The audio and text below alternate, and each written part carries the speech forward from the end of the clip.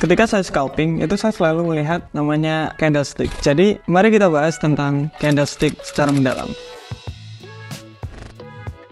Kita nggak perlu secara detail jelasin apa itu candlestick dan lain-lain, sejarahnya dan lain-lain, nggak perlu. Kita langsung aja pada intinya. Jadi, market di sini itu ada namanya harga. Contoh harga telur sekarang ada di sini. Contoh harganya gini ya.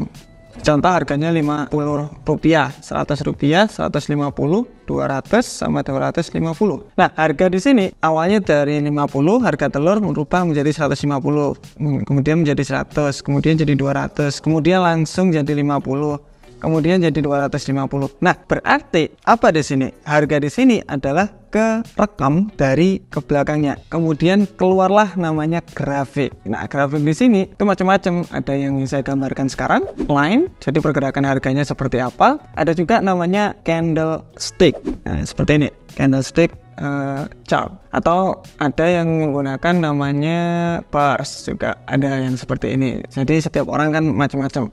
Kalau kita bakalan bahas sekarang di candlestick, karena saya sering scalping menggunakan candlestick. Nah, karakteristik candlestick di sini itu menarik. Kenapa saya bilang menarik? Karena kalau kalian lihat ada namanya body, ada namanya ekor. Kemudian kita lihat ada dua tipe warna. Yang satu candle naik atau bullish, kita ganti aja jadi biru. Yang satunya candle bearish atau turun. Nah, ini berarti apa? Di sini adalah open market, jadi open. Nah, kita gambarin di sebelah sini aja. Ini market open. Kemudian harga itu naik secara drastis. Oke, harga itu naik secara drastis. Kemudian turun dan tutup di harga di sini.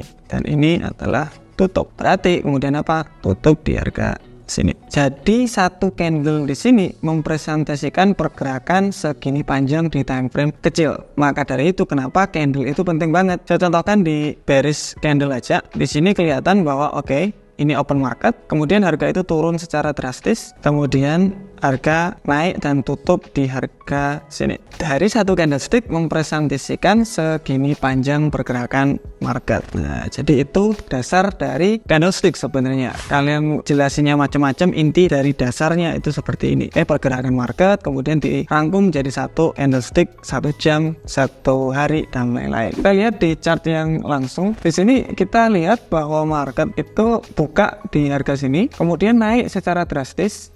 Kemudian turun secara drastis di sana. Nah, berarti kita bisa ekspektasi selanjutnya harganya bakalan bagaimana nih? Ketika ada harga naik, kemudian konsolidasi turun atau koreksi, kemungkinan akan gimana? Akan melanjutkan ke kenaikannya. Itu dari konsep candlestick momentum candle. Ini namanya momentum candle. Dicerna terlebih dahulu, maksud saya seperti apa? Contoh, ada candle seperti ini, berarti harga itu naik, kemudian turun, nih turun. Kemudian harga buka di harga sini, kemudian turun secara drastis, kemudian naik. Tidak lebih dari low sebelumnya, tidak lebih dari low sebelumnya. Jadi turunnya ini adalah harga di sini. Kemudian harga naik tinggi sekali melebihi high setelahnya. Nah, dari sini berarti market di sini memang ada higher high, higher low, higher high. Di semua ini hanya dilihat dari dua candlestick di sini. Jadi itu konsep dari candlestick. Keren banget kalau kalian bisa lebih dalam tentang candlestick. Yang saya lakuin apa? Biasanya market itu setelah naik secara drastis, membuat ekor yang saya bilang capek, koreksi. Ini berarti koreksi ekornya. Nah, biasanya harga selanjutnya itu akan ada penurunan, jadi penurunan karena market kan naik, kemudian turun, kemudian naik lagi. Jadi kemungkinan akan ada penurunan sebelum melanjutkan ke naikannya melebihi high yang di sini. Jadi kalau bisa digambarin candle setelahnya itu harusnya seperti ini buka candle, kemudian turun dulu, koreksi sebelum melanjutkan kenaikannya. Itu seperti itu. Kalau kalian lihat juga setiap pergerakan, contoh ada pergerakan kenceng yang kita bilang momentum candle di sini, pasti setelahnya akan ada kelanjutan lebih tinggi lagi karena trennya lagi naik di time frame kecil. Ini trennya naik banget, tinggi banget naiknya. Tetapi apakah langsung setelah tutup candle langsung naik terus? Biasanya enggak, karena market itu harus koreksi terlebih dahulu atau membuat sebuah ekor. Jadi harga naik, kemudian turun, membentuk ekor sebelum melanjutkan kenaikannya lebih tinggi lagi. Ya ini market ini menunjukkannya. Kita lihat selalu seperti itu. Jadi market di sini selalu membuat ekor setelah candle. Jadi candle bearish membentuk ekor dulu, koreksi. Candle bullish membentuk ekor dulu, membentuk ekor dulu. Nah, kebanyakan orang salah di sini. Ketika open posisi, saya langsung buy posisi. Oke, kemudian harga itu turun terlebih dahulu. Takut mereka, harga itu langsung kok turun secara drastis, saya cut loss. Tiba-tiba harga langsung melanjung tinggi dengan banyak. Itu kesalahannya, karena setiap kali ganti candle harus membuat sebuah ekor. Biasanya ekor itu penting banget untuk diketahui, karena market itu harus ada koreksinya. Oke, itu untuk momentum candle. Nah, apakah cuma itu yang perlu diketahui? Oke, kita bahas lebih dalam lagi sekarang. Tipe-tipe candle itu sebenarnya ada candle kelanjutan atau yang biasanya kita bilang momentum candle, bodinya panjang biasanya, terus ekornya di sini pendek. Nah, candle selanjutnya itu berarti gimana? Kemungkinan ya akan ada kelanjutan naik karena tren sebelumnya itu masih tinggi banget. Jadi candle selanjutnya harusnya lebih tinggi lagi karena membentuk higher high, higher low, higher high. Betul. Nah, untuk candle yang kedua yang harus diketahui itu namanya exhaustion candle atau candle capek kalau saya bilang. Jadi contoh ada candle seperti ini, dari turun banget, kemudian ada candle seperti ini. Ini biasanya kita bilang hammer candle atau candle capek kalau saya bilang. Mekanismenya ini open, ini close. Berarti harga itu turun terlebih dahulu karena trennya kan masih turun loh. Kemudian ditarik tinggi banget, melebihi open sebelumnya atau melebihi harga open sebelumnya. Ya, jadi lebih tinggi lagi. Berarti candle selanjutnya itu seperti apa? Berarti akan ada penurunan sebelum melanjutkan kenaikannya karena trennya sudah berubah di time frame kecil dari bearish berubah menjadi bullish. Berarti candle selanjutnya kemungkinan besar akan ada kelanjutan untuk naik. Itulah kenapa ketika kalian lihat di sosial media, di Google, itu ketika ada candle seperti ini, itu bakalan ada kenaikan di candle setelahnya. Mekanismenya itu seperti ini. Jadi basicnya kalian harus paham terlebih dahulu. Jangan langsung kalau ada candle kayak gini pasti buy, kalau candle kayak gini pasti sell. Bukan, tapi ketahui basicnya terlebih dahulu. Kalau kita udah tahu dasarnya, kita mau pakai metode apapun sesuai dasar itu bagus. Jadi contoh ada metode baru. Kalau dikembalikan ke dasarnya, itu semuanya sebenarnya ngikuti dasar dari technical analysis itu sendiri.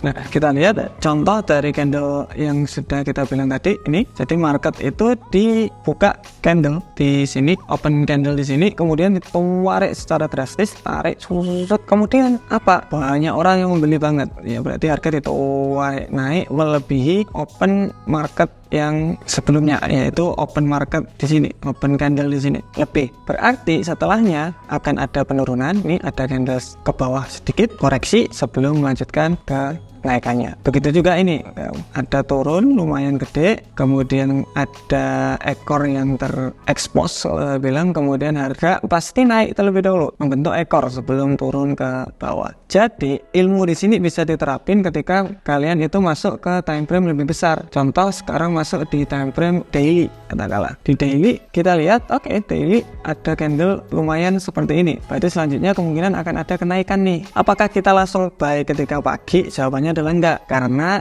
ini adalah candle daily atau candle satu hari. Berarti kemungkinan paginya itu membentuk ekor dulu atau turun terlebih dahulu sebelum harga itu lanjut naik secara drastis, mungkin di sesi London atau di sesi New York. Tapi paginya biasanya akan ada penurunan terlebih dahulu membuat ekor. Itu semua terjadi. Contoh ini turun membentuk ekor di paginya, kemudian London sama New York udah mulai jalan. Jadi itu bisa diterapin seperti itu. Kalau mau entry, cek daily-nya, kemungkinan saya bisa entry jam berapa ya, malam, siang, dan lain-lain. Itu bisa diterapin di sana untuk candlestick. Dari semua yang sudah kita ketahui, loh berarti ini namanya ilmu pertumbuhan katanya. Ya enggak, jadi sebenarnya gini, kita memprediksi harga itu namanya forecast, kayak forecasting. itu ada ilmunya memang. Nah, forecasting di sini itu kita melihat data-data ke belakang untuk menentukan data ke depannya. Contoh, dari 1 tahun yang lalu harga $2.000 per ounce-nya emas katakanlah itu banyak sekali orang itu langsung beli, harga itu langsung naik jadi 4.000. Contoh aja ya, 2.000 langsung jadi 4.000. Itu beberapa kali itu. Ketika harga kembali ke 2.000, berarti kita bisa mungkin sama seperti sebelumnya harga itu naik. Nah, itu namanya forecasting. Kita berdasar dari data-data ke belakang untuk memprediksi data-data depannya. Apakah akurat? Jawabannya adalah tidak ada yang 100%. Tetap semuanya itu probabilitas. Kita udah jelasin, kita nggak perlu untung 100% di market. Kita hanya win rate 40% saja. Risk and reward ratio 1:2. Kalian bisa cek di sebelah sini. Kalian sudah bisa make money di market. Jadi nggak begitu susah sebenarnya trading tersebut. Orang yang bikin susah ya hanya keserakahan mereka aja. Mari sekarang kita coba di market-market yang lainnya. Contoh, sekarang ada di USD JP. Sekarang ini market ada pergerakan lumayan panjang. Kemudian harga itu dikoreksi tidak lebih dari low sebelumnya.